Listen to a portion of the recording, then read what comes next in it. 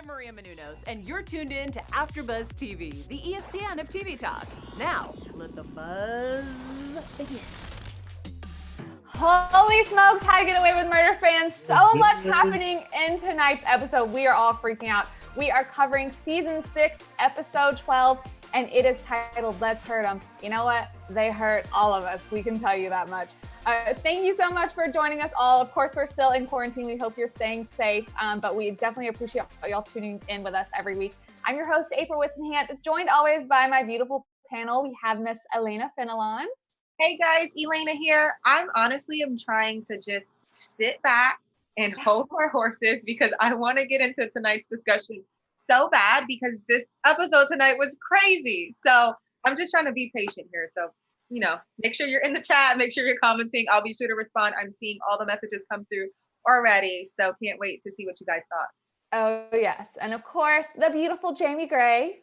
Thank you. Okay, Elayna, I'm with you on this. This was such a good episode. Now, everybody watching, I know that people in the comments last time were like, they need to show more in the episode. Are you happy now? Because honestly, so much stuff happened from Vivian, finally get to know her. Nate, he got to go. And Annalise, we got a little bit of something there. So, we have a lot to break down. But overall, great episode. Oh, yes. And wearing a Mr. CJ Walker fashion original tonight is CJ Walker. What's up, everybody? I don't have a long spiel like the other two, but let's get into this. But you did make your own shirt. I did make this. It looks good, CJ. Thank you. I'm guessing we'll all be wearing ours next week. Or 2 weeks from now for the next. Where's mine at? Like we said, so much to talk about, but be sure to stay tuned in for the whole episode because we have, of course, lots of good predictions for the last 3 episodes, some great news and gossip, as well as our Keating's best of the episode. Diving right in, a lot to talk about, but Elayna, what did you think overall of the episode? Overall, I'm just really proud. I'm happy that, I've been a fan since day one, and I'm an even prouder fan tonight. I think that they did a really excellent job because last time, even you guys in the chat, I remember we were going back and forth a little bit, wondering how they were going to fit everyone into the last few episodes. We kept saying there's not enough time, there's not enough space, it's going to feel very cluttered. And I think tonight they excellently executed tying in a lot of the loose ends, covering some people that we haven't heard from without making it seem too much, without leaving us like, okay, why was that important? Where did this come from? Like, April, I remember watching and I saw your mouth on the floor at one point, and that's what we need. Like, I feel like this is what we need to go out strong. So now I'm really pumped for the next 3 episodes, and I'm sad we have to wait. Same. What do you think, Jaimi? Again, great episode. As far as Annalise, I know we had this whole big reveal towards the end of the episode. Mm-hmm. It can mean a lot of different things. And so I think it's just really interesting where Michaela and Connor and Oliver, where all of them kind of tie into this. Oliver, I felt like was really bold. Don't know how much I liked that. I know that a lot of people are giving Oliver the side eye. So again, there's still unanswered questions, but I think that they really were able to connect the pieces this episode. So yeah. CJ, what do you think? I thought the episode was cool. I don't like how they left us with that cliffhanger at the end because I really want to find out what happened between the 2 siblings, between Sam and Hannah. But I guess we're gonna find out that next episode. But yeah, I hate when like shows do that and just you gotta have a cliffhanger sometimes. But I definitely agree. I with what all of y'all said. One thing that I think the Hannah thing has to be worth it. I know, I want to stay on tonight's episode, obviously, but this is just what the episode leaves my mind with. The Hannah thing has to be worth it because I'm like, you're pulling this chick back from season 1. I don't know if we've seen her past season 2. So they say it's going to be worth it. All these things are running through my mind, what it could possibly be for her to put all of these people up. Like she came, obviously we'll get into it, but she had to have the Castillos and the governor and all of these people in her hand because of like what could have possibly happened.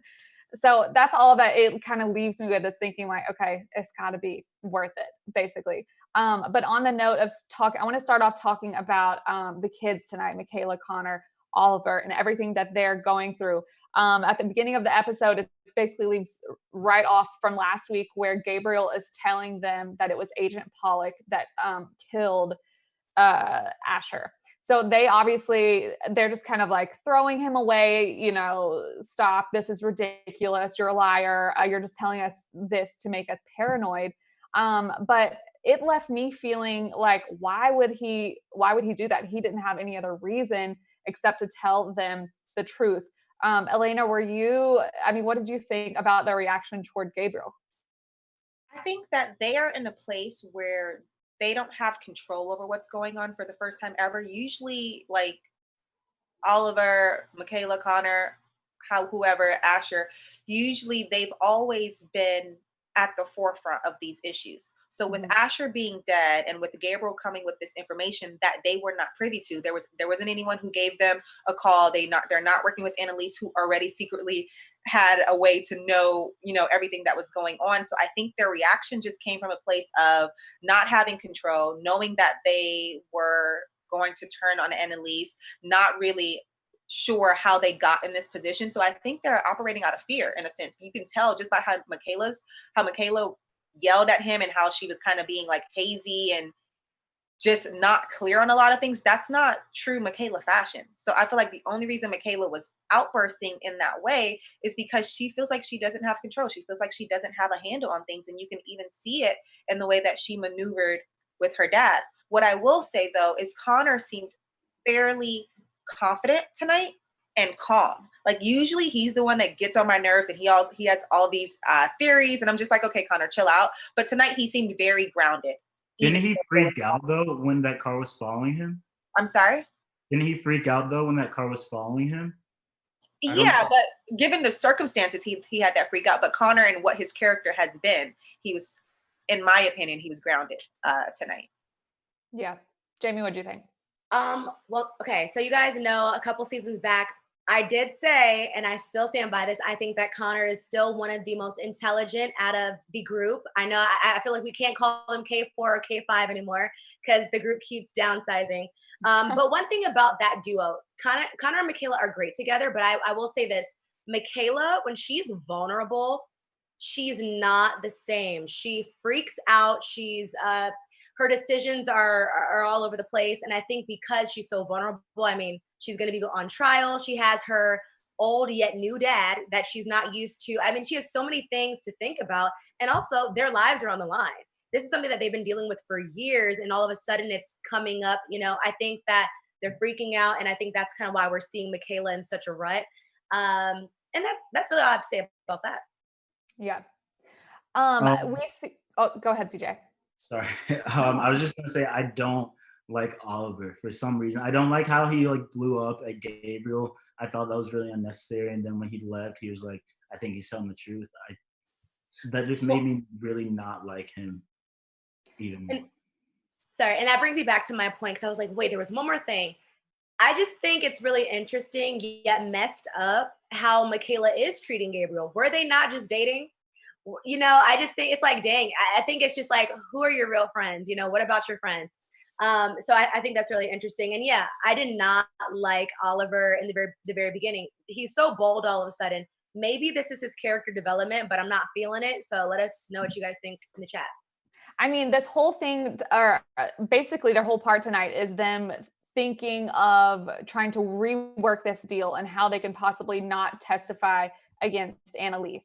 So I'm like, I know this is a television show, but this just happened where they signed this deal. So it just kind of baffles me to see them going throughout this process tonight because I'm like, nothing has changed. You knew Annalise didn't kill Asher, or it didn't seem to be a question in their minds. So now that you hear that the FBI potentially is the one that killed him, now that changes your mind. Like you knew all of this. So I'm like, where is, what's now pulling at your heartstrings because you realize you are in bed with the devil? Well, you kind of already knew that. You kind of already knew you were about to testify to things that weren't true.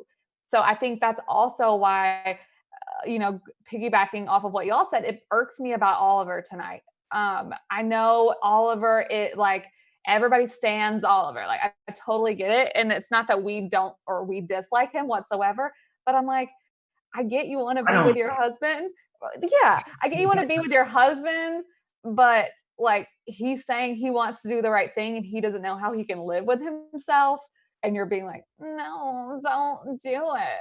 I mean, Let me actually cut you off for a quick second because Fina in the chat says Oliver is not used to being deep in the inner circle. And I think that that's kind of to what your point is being said. What we're failing to realize is Oliver has always had Michaela, Connor, Asher, Laurel when she was around, and then it was Oliver as the +1. Now, because it's just Michaela and Connor, Oliver is forced to be at the center of it, and Connor is no longer keeping like secrets from him or trying to shelter him or anything like that. So this is, I feel like this is who Oliver is at the pit of it, to Fina's point in the chat. And this is why we see him in this way and we don't really like him, because the Oliver that we know never had to be in this position, never had to fill these shoes. Mm-hmm. So if it was ever an audition of who the K4, K5 would have been before anyone died or left the show, Oliver wouldn't have been either of our first picks because he doesn't give us that oomph that we need from an individual to be at the core of all that they're dealing with. Yeah. Speaking of that as well, Michaela has this moment with her dad tonight where he, approaches her, and obviously the lawyer had told him, because he's the one that hired the lawyer, Kendra. I feel like they already also have something going on. But Jaimi, you mentioned earlier about Michaela being not herself in these moments where she's super, kind of not under the gun, but like she's being vulnerable and she doesn't show, it's not her true Michaela.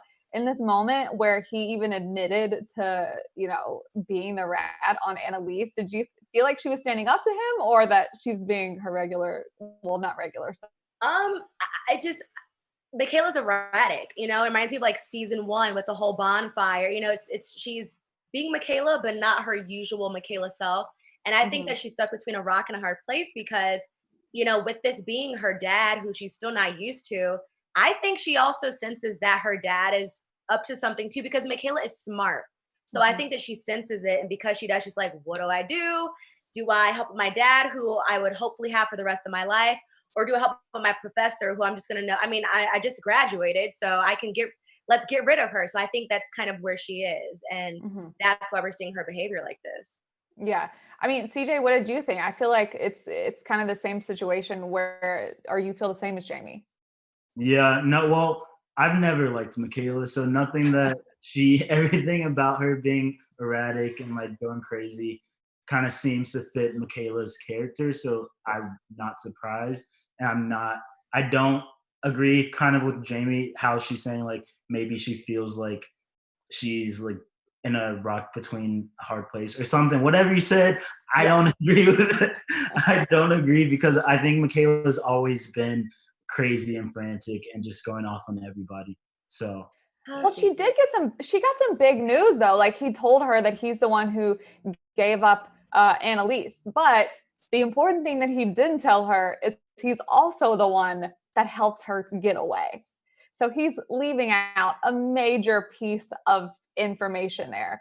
But either way, we still see her later in the episode go to the FBI and say to her lawyer, and she's saying she wants to change her deal. But they advise that that's not a good thing. Elayna, do you think that they'll end up being able to get it changed, or they're stuck? I think so. I think that they're going to get out of their deal. And if they're not, Annalise may help in some way. I don't know, because of the move she pulled when she was trying to get the death penalty revoked. But I think blowing that up kind of allowed other witnesses to see that they were coerced in some sense. Now, how the episode left us off, it left us off in a place where their handler, Agent Langford, I believe. Yeah. That when he addressed them and was like, oh, Annalise has this recording of you, like blah, blah, blah, blah, he came off very fatherly. Like, I don't know. He just came off too strong for me and what their relationship is. So that makes me question if they will actually be able to get out of their deal. But I think as long as they work with Annalise and with Tegan, then it's very possible for them and their deal to be rearranged. Especially if the charges against Annalise don't hold up, then their whole bargain and what they were supposed to inform on doesn't stand. You know, so it's just, I think I'm looking forward to just seeing how the relationship between Agent Langford and then Michaela and Connor, how that develops next week or for the next episode, because it seemed a little fishy how he stormed into the house. Something didn't sit right with me. So I can't say for sure, like, yeah, they're 100% going to get out of their deal. I think that they might, but I don't know. Something fishy is there. Yeah. Jaimi, what did you think? I mean, again, I'm like, I feel like I keep piggyback off of Elayna, but honestly, I 100% agree. I have nothing else to really say about that. I agree with Elayna. Yeah. I think that with the agent coming in at the end, it didn't seem like, even when Annalise was playing the recording, I was like, what's the big deal about him knowing that she knows they know? Like, she was going to figure it out anyway. Do you have a theory on that, CJ? Sorry, I'm like reading the comments. No, it's totally okay. I said, do you have a theory about why Agent Langford basically would be even possibly be upset about the note? Or does anyone have a theory? Because I'm kind of like, she was going to find out anyway. So what big deal is it that she knows? Down to the fact that he coerced them. So, like, if you go back to when she gave the speech to the media, they have been constantly gunning for her, constantly trying to find a reason to bring her down, constantly trying to put a charge against her, give her the death penalty. So I think when they were in the room, like, even though it wasn't a big deal for her to find out because she would have found out anyway, it was to expose the fact that this institution, that the FBI is constantly gunning for her. And now I have proof besides my own words to show you that other people have literally said he is using these situations to manipulate the outcome. One of the other, the other moment with the kids tonight is this moment with Gabriel. And obviously we're going to talk about Vivian and her involvement with Annalise, but he comes to them honestly with, like, to me, the innocence of like a 6-year-old, where he's like, I won't tell Annalise you're informing on her if you tell me what happened to Sam.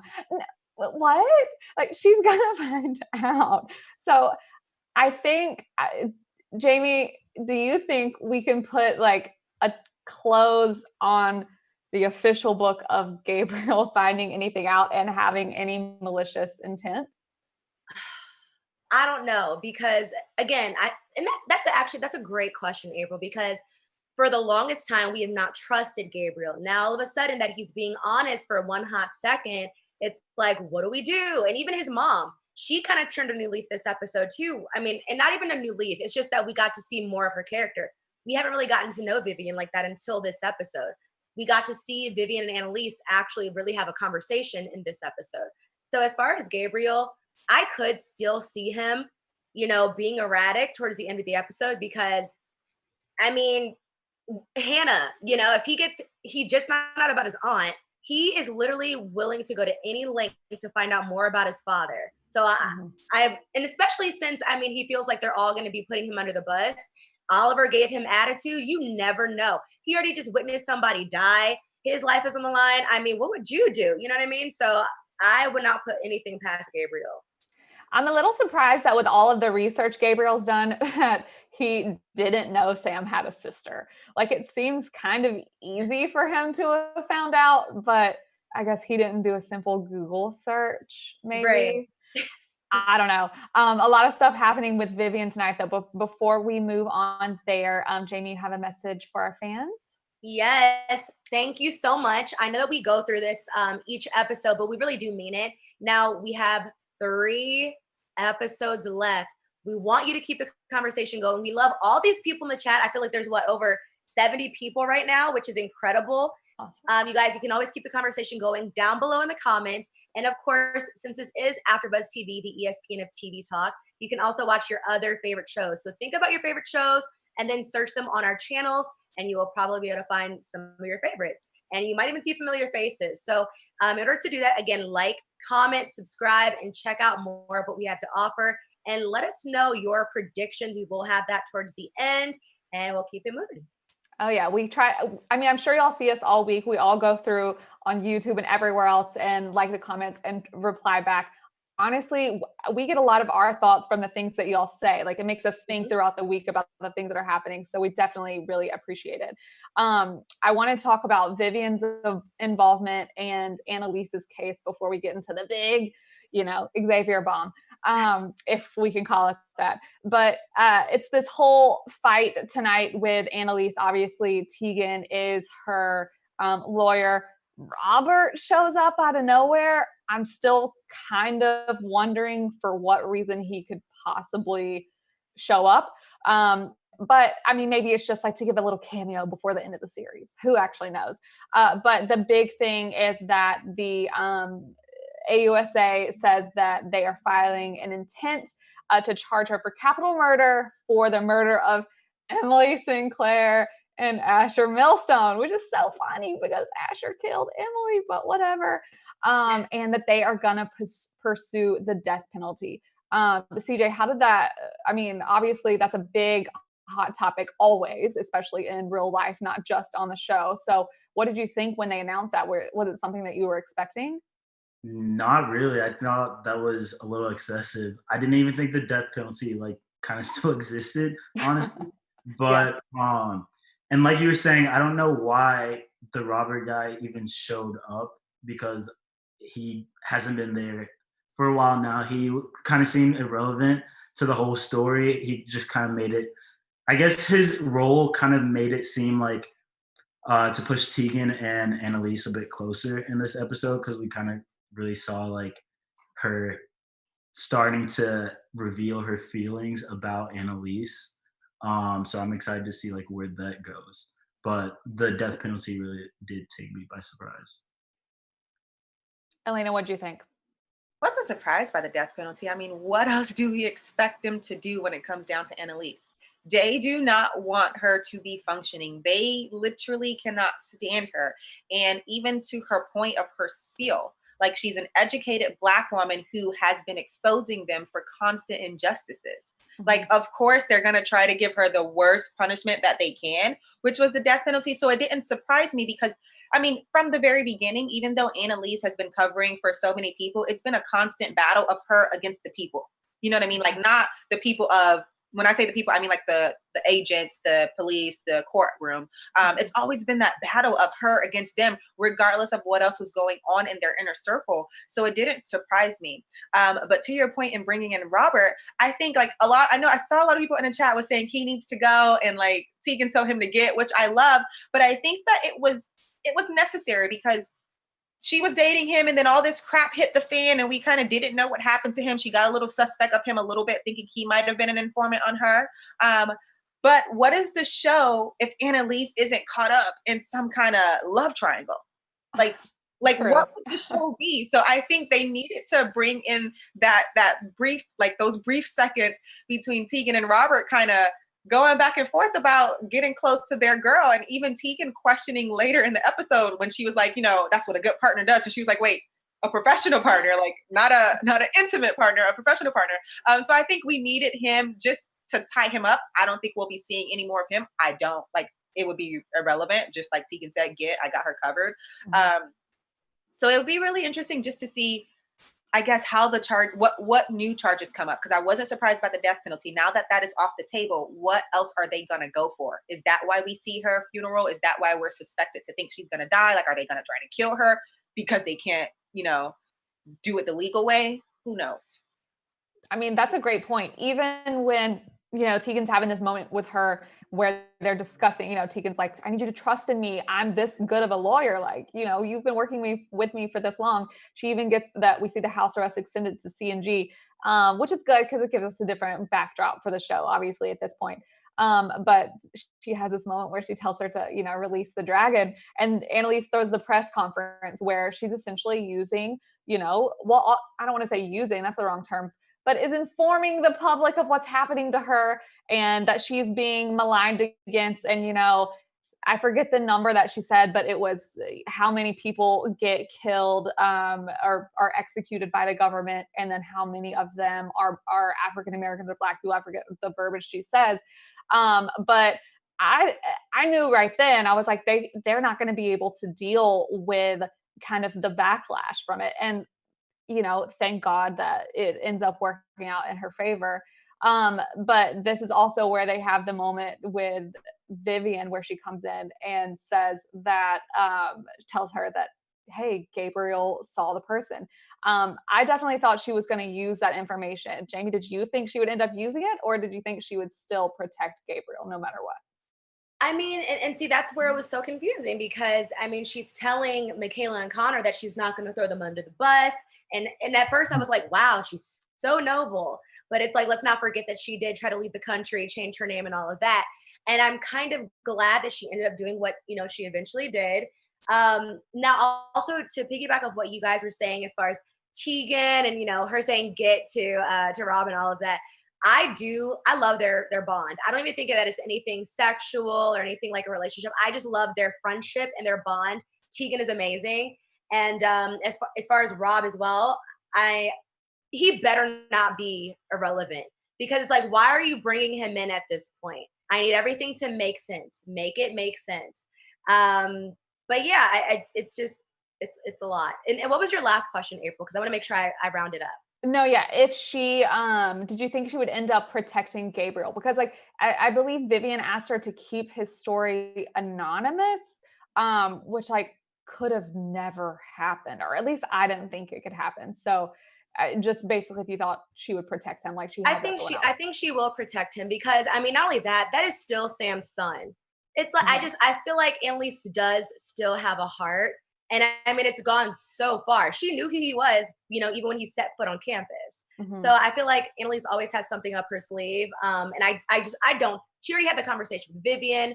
It's too deep to go that far. I don't think she's going to do it. Yeah. I was so glad when the kids when Annalise threw the kids under the bus and said that because like the kids threw her under the bus, so they deserve all of that. But I did actually think that she was about to play the tape with Gabriel's voice on it, but when she didn't and it was Michaela and Connor, I was like, that's what you get. My jaw dropped. I was like, she really did it? Okay, but it's like we never see that. We never see it. And I think they took that for granted. She was like, listen, y'all really got me into some mess. I'm not about to die for y'all. Like, I love you, but I'm not about to die for you. So like I can see her being like, we're even now.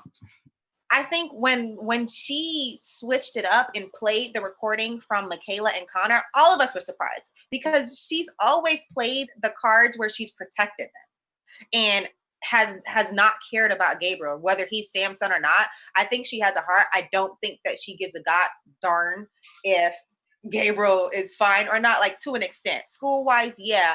But in this instance, the way that he's been gunning for her, I don't think she cares to that regard. So it was just really nice to see her flip the switch. Like, I think we all had a moment where we were like, yes, like we're here for her pulling those cards because we didn't expect it. We didn't even know she was recording. And it's finally, Annalise, you are doing something that's going to help you. You're doing something that's going to make sure that you don't, get the death penalty, make sure you don't die. And that's what we needed to see more of. I'm personally just tired of her taking the back seat and always trying to fix other people's mess. At what point do you use that same power on yourself? I felt so happy, honestly, when I thought that she was playing the recording of Gabriel. Even I was like, yes, you need to do something. Like when it's playing throughout her head in the episode, I was like, oh, this is perfect. And even though she used the recording of the kids, like you said, it's still like, she is almost still protecting them. I mean, who knows how it could actually play out, but in my mind currently, it seems like it's not really going to be that big of a deal. Like, I don't know. She used the thing that was less detrimental to someone, I guess, because basically Gabriel would have been a for sure target if she had released that. But I literally felt happy. I was like, she's finally standing up for herself. And even in the moment, I can't remember if it was Michaela or Connor that said it when they were all meeting at her house. But when they were talking about being liars and you threw Nate under the bus for Sam, and she's like, for you, and I'm still paying for it. I was like, yes, somebody finally needs to realize this. Like, slap the kids around a little bit. Not literally. She was like coming from the snitch. I said, oh, she got pressure. I was like, she literally want all the smoke right here, right now, and she's not holding back. Oh, she said, not on my watch. Here you go. No, I mean, but thank God, like we said, it worked out in her favor, and death penalty's off the table, but the intent of the charges are still there. So we don't know how that's going to play out. I guess we'll find out in a couple of weeks. But I do want to talk about her meeting, kind of leading us into the next topic, her meeting with Nate and asking him to testify against her. Obviously, all of this stuff kind of comes to fruition with how it all got started. But Nate, whenever he meets with Annalise at first, is definitely like not having it because he is full on against her. What remind me what Nate was specifically going to testify against her about? Anybody? Just she basically just wanted him to show a different perspective in her. Like she asked him to come on board to testify against her, but not necessarily against her. She wanted his words to work in her favor. She just wanted to manipulate how she usually does. So that's just speaking to the role that she played with her dad, because when she spoke to the press, remember her initial standpoint was all of these deaths, 13% of them being, black people that are incarcerated, et cetera, et cetera. So she wanted to use Nate to kind of speak to that. Mm-hmm. But it would have backfired. So I don't know what's going to happen with that. And I think now that he's gone to the extremes that he's gone this episode, that may be off the table. Yeah. Fully getting into it. It all starts off obviously with Frank tracking Pollock. She sees him, Xavier. Frank grabs Xavier and begins the process of torture. For what reason, we don't really know. I guess he was trying to get a little bit of information, obviously. Kind of thankfully not about Laurel. I feel like, CJ, you always have an opinion about Frank and Laurel. Were you surprised kind of into the episode where he basically professed his love for Bonnie?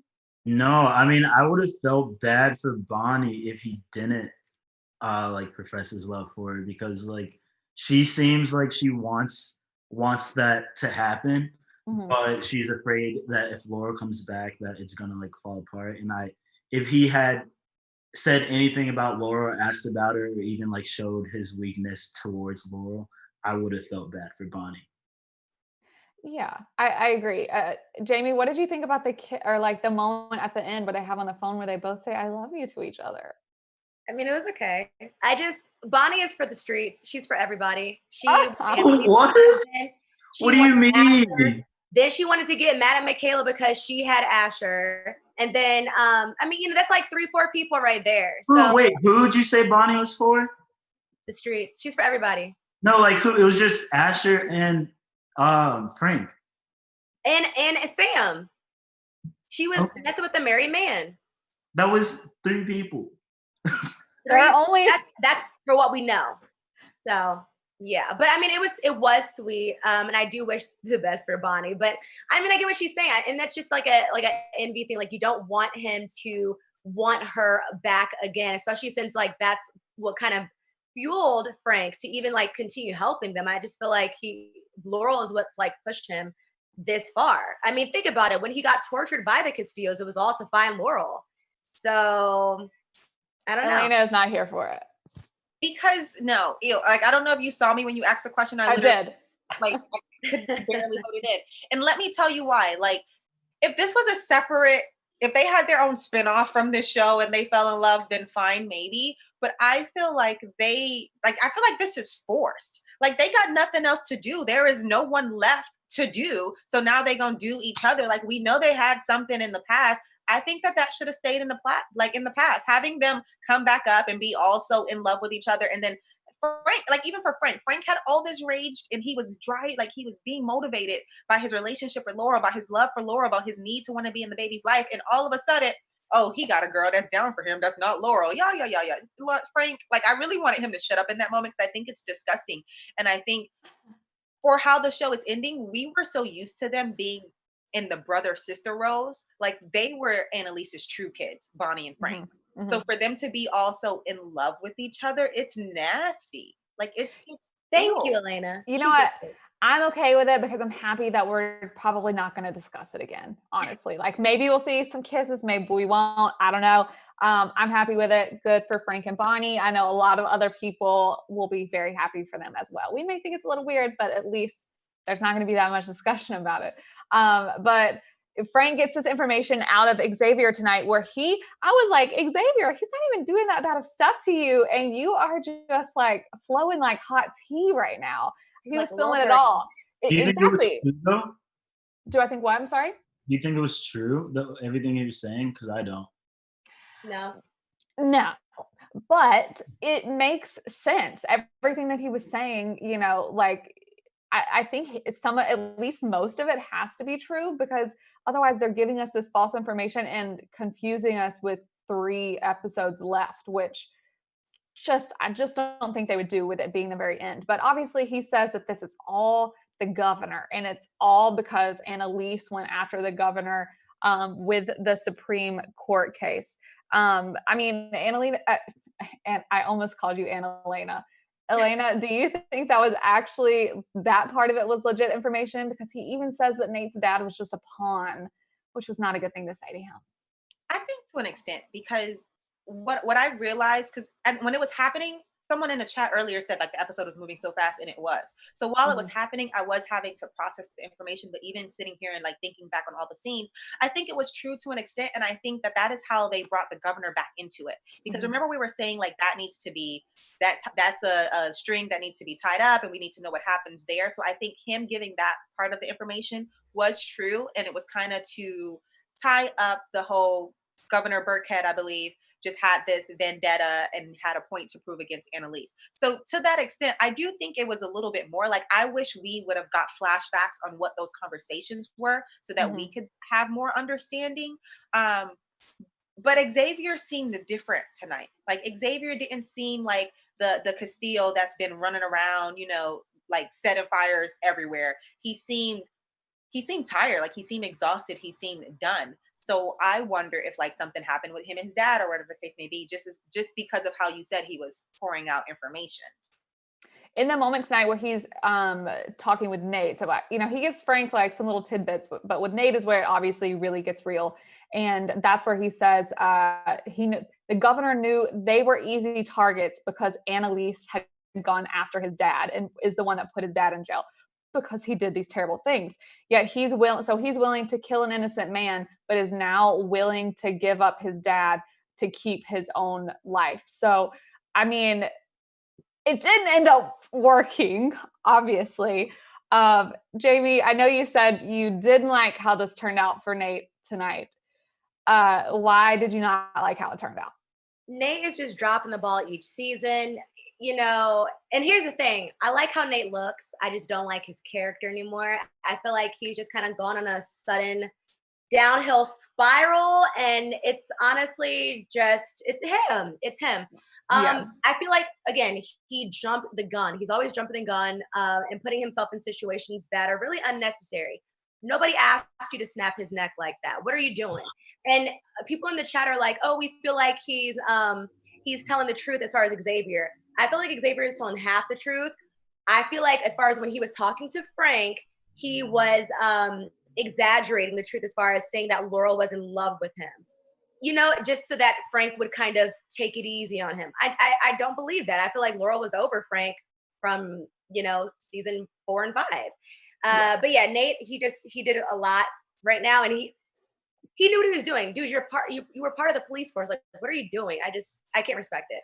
It makes me so upset for it happening to his character, because it, like you said, it literally is unnecessary. And Annalise had just got done telling him, like, the way we're going to get justice for your dad is if you are going to see, you know, this man is going to be used in testimony. So it kills me to see his character at, you know, painted as this person who just killed somebody basically because he was mad. I mean, but that's the second time that his character has done that out of anger. Yeah, but the first time it felt like maybe we could give him a little bit of an excuse. Maybe. Not no, because then he had Bonnie jumping to conclusion and saying killing her fiance. Which, like I said, and y'all saying, oh, Bonnie and Frank. No, she has a loose screw. And Marley, EST, agrees with me. She's like, right, Frank and Bonnie are settling because they're each other's safe space. And it looks like she has a vomit face. I feel you. So. Yeah, lots of craziness. Obviously, the episode ends with Vivian about to drop this major bomb about Hannah that we won't find out for a few weeks, or for a couple of weeks, I'm sorry. So we have a lot to ponder on until then. But that's it for our recap of tonight's episode. We want to get into our special segment of Keating's Best. CJ, what do you have for us? Yes, so Keating's Best is basically where we go through tonight's episode and choose the MVP of the show. I think I'm going to go first this time. I'm going to say my Keating's Best is Keating because she threw those kids under the bus. She did what she had to do because they did the same thing to her, so she got her turn. And yeah, that's why she's my Keating's best. What about you, Jaimi? Oh, okay.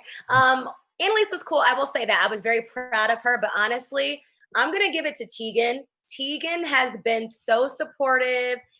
I mean, think about it. This one of your old coworkers, one of your colleagues is being, charged for murder and might get the death penalty, and she still stood beside her despite it all. And I just think that she's just the best, and period.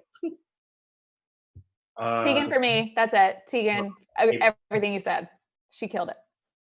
Elayna? Same. I was gonna use Tegan too because I thought we couldn't use Annalise, but what I will just add to your point about Annalise, actually, CJ, is that this episode they gave her back her power. Like, she's not on a run, she's not feeling hopeless. She was fighting as the person we know her as. So Annalise and Tegan were definitely my faves of tonight's episode. Awesome. Great. Yeah, everyone, let us know who your Keating's best is in the comments below. We'd love to chat with you guys. Oh, yes. People saying Tegan. Tegan. Elayna, you have some news and gossip for us? Yeah, let's get into some news and gossip. So, All for that gossip. I'm sorry, what did you say, CJ? I said I'm all about that gossip. For the episode tonight, I know a lot of us, including the fans in the chat room, were not feeling Oliver. However, we really do love Conrad Ricamora in real life. And tomorrow, he is dropping a Soft Power Cast album with the other Soft Power Cast members. So I know you guys know that he's in theater, and if you are a theater lover and a theater fan, he's going to be featured on 2 of the songs, actually, the new Silk Road from Jeannie Tesori and David Henry, and he's going to be in that score. So tomorrow it's going to be available on all streaming platforms, and if you are a fan of theater, a fan of just the passion of the arts, I say definitely check it out. April 17th. On all streaming platforms, literally everywhere. Wait, who'd you say? Oliver's character, Conrad Ricamora. No. Listen. At least you're not even here for him on that. Oh my gosh. Yes. Well, we will definitely check that out because we do love some Conrad. That's for sure.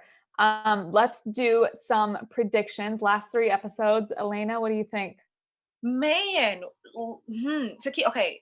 I don't know is what I'm going to be honest and say, because tonight's episode was so good. And I think that the reason they needed a couple of weeks is because they want to deliver it as well. So I don't think it's going to go. I'm going to leave it as 1. My prediction for the next episode is that Hannah's secret is not going to be incest with Sam. I think that would be. I was literally going to say that the secret is going to be some incest. They're on some Alabama stuff. Well, okay. Oh, attacking April here. I don't think it's going to be incest. I think that's too predictable. I think that's lowball, and I think we all want to be happy. We didn't wait this long to find that out. You know what I mean? So I'm just going to keep it there as I sit and ponder what else could possibly happen. Yeah. Jaimi, what about you? Wow, that's a tough one because part of me was like, it wasn't even like a full thought, like possibly that it could be incest, but it was like in the back of my mind. But maybe, I mean, does Hannah have kids? Was it something with, because, Sam likes young women. Was it something with one of her children, if she has children? Or maybe something with their parents, Sam's parents, like, why is he the way he is? Business, I don't know. Because honestly, I don't really care about Hannah. I don't really even want her to be in this storyline right now because like, we have 3 episodes left. Like, why? We could have left this back then. But this is what they're doing. So I just want it to be worth it. I feel like it will be worth it. I feel like, honestly, what I want to happen, unfortunately, Nate has got to go. So I feel like it's either going to be Bonnie, because when she finds out that he also, she's going to be like, again, I got it handled. And she's going to do what she has to do. I feel like something with Nate is going to happen. Oh, I love that prediction. CJ, what do you think?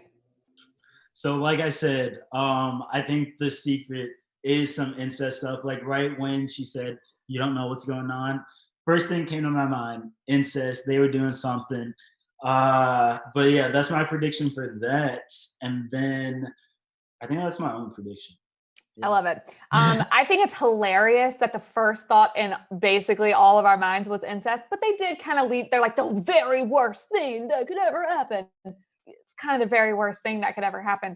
But I agree with you. I think Nate is probably going to get not murdered, but I think he's just, he's done too many stupid things at this point, and they all have, but whatever. As many people reminded us in our YouTube comments this past week, Pete Nowalk said that we're not going to be pleased with everyone's ending.